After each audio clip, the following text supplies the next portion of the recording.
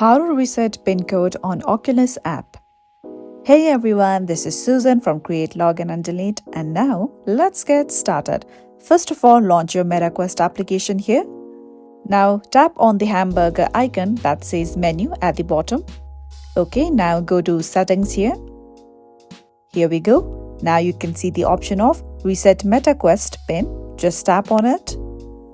Okay, wait while the page is loading. This may take a while. Okay, here we go.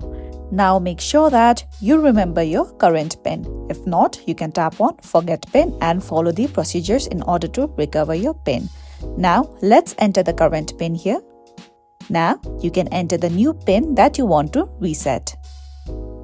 Okay, here we go. Now confirm your new PIN. Then after following all these steps, tap on Save and then make sure you check your email for the verification code that has been sent to you.